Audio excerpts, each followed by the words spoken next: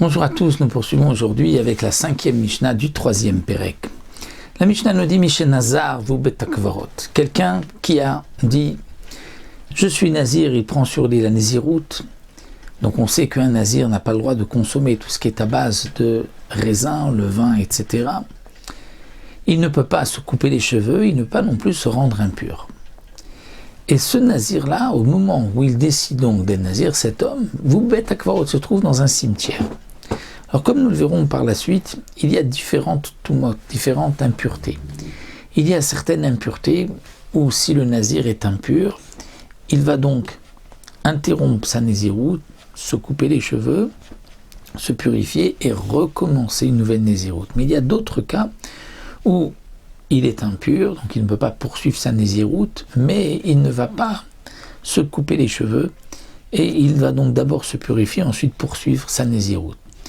Dans un cimetière, ça fait justement partie de celles dans lesquelles il ne va pas se couper les cheveux. Mais il ne peut pas quand même commencer sa naziroute puisqu'il est dans un cimetière, dans un endroit où il y a l'impureté des morts. Donc quelqu'un qui dit je suis nazir et il se trouve dans un cimetière.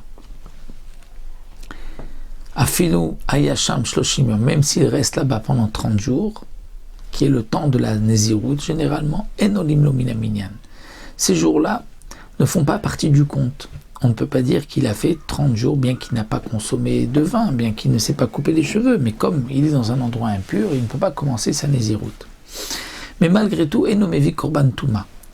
Il n'apportera pas un korban touma, un korban pour avoir été impur, étant donné que le korban touma, c'était pour le nazir qui a commencé une naziroute pure et qui ensuite est devenu impur. De toutes les manières, dit le Barthénora, si on lui dit attention, tu es dans un cimetière, tu as l'interdiction, tu te rends impur, il y a donc un lave, eh bien il est chayav malkout, il recevra donc malkout pour cela. Donc ici la Mishnah vient nous dire que il ne peut pas commencer sa naziroute, mais malgré tout, il n'apportera pas un korban touma. Bien que nous avons vu que donc le betakvarot, le cimetière, n'est pas un endroit où le nazir doit se couper les cheveux, apporter ses corbanotes et recommencer une naziroute. Juste il va interrompre, mais ensuite il continue. Donc qu'est-ce que la Mishnah nous dit? Il n'amène pas un korban touma. Même s'il avait déjà commencé sa naziroute et qu'il est dans un cimetière, il n'apporte pas de korban touma.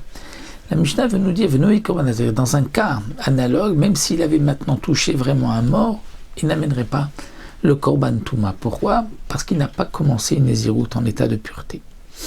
Maintenant, Yatsav Nichnas.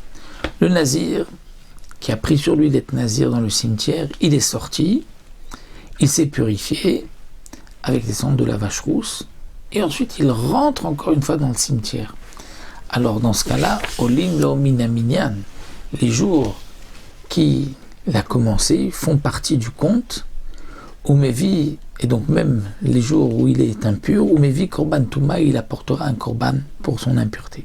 Alors Barthénora tout de suite nous dit, il y a donc quelque chose qui ne coïncide pas dans cette Mishnah, c'est pour cela qu'il va nous expliquer, il va dire comme ça. La Mishnah est expliquée dans la Gemara de cette manière. S'il est sorti du cimetière, donc il avait pris sur lui d'être nazir alors qu'il est dans le cimetière, il sort du cimetière, et il va donc se purifier pendant 7 jours avec les cendres de la vache rousse, le 3e et le 7e jour. Il a été au mikvé, il s'est purifié, il commence à compter sa naziroute, même si ensuite il rentre dans le cimetière, eh bien, les jours qu'il a commencé avant de rentrer une deuxième fois dans le cimetière font partie du compte. Pourquoi? Parce que l'impureté du cimetière n'annule pas le premier compte. Ce qui annule, c'est 12 impuretés qui sont mentionnées, que nous verrons par la suite dans les Mishnayot. Donc la Mishnah vient nous dire les jours qu'il a commencé après s'être purifié, avant d'être retourné encore une fois dans le cimetière, ces jours-là lui seront comptés dans le compte des 30. Alors pourquoi la Mishnah dit Mevi korban touma? Pourquoi il amène un korban touma? Il n'a pas besoin. La Mishnah vient nous dire, explique le Barthénora, mais que si ensuite il s'est rendu impur par une véritable impureté pour laquelle il doit se couper les cheveux, là il amènera un korban touma et il annule tout, étant donné que c'est le din s'il avait vraiment touché un mort. Rabbi Eliezer Omer lo bo bayom. Shneimar vayamim harishonim yipelu atzhu yamim rishonim. Rabbi Eliezer dit attention. Ce que nous avons vu dans la Mishnah, ce n'est pas lorsque c'est le jour même. C'est-à-dire que si le jour où il s'est purifié, il a terminé les 7 jours, donc on reprend le cas, il était dans un cimetière, il a dit je suis nazir, il ne peut pas commencer, il sort du cimetière, il se purifie le 3 et le 7e jour à Alexandre de la Vache-Rousse, il va au mikvé le dernier jour, et il est pur, et ce jour même, il touche un mort, eh bien, dans ce cas-là, il ne pourra pas annuler ce jour-là. Pourquoi ? Parce que Rabbi Eliezer dit, c'est marqué dans la Torah, Vayamim harishonim yipelu, les premiers jours vont tomber. C'est-à-dire qu'il fallait qu'il y ait au moins plusieurs jours. C'est-à-dire que la Touma puisse annuler les jours, c'est seulement s'il y a eu au moins 2 jours de Nézirout.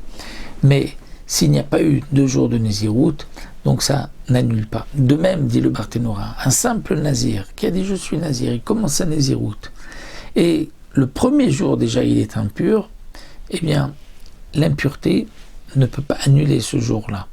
C'est-à-dire qu'il continuera la Nézirout, mais il tiendra compte de ce jour-là dans son compte, étant donné que la Torah a dit c'est seulement lorsqu'il y a plusieurs jours que ces jours-là vont tomber. Voici pour cette 5e Mishnah.